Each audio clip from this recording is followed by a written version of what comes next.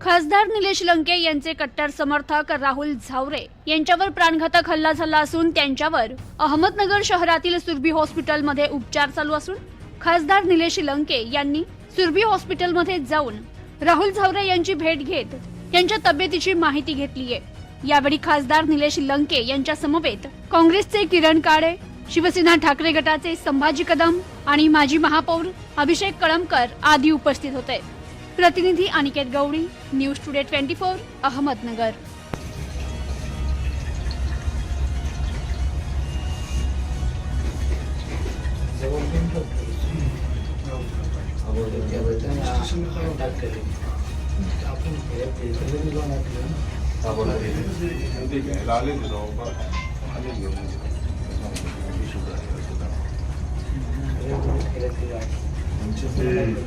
गावावरून हे 307 आहे।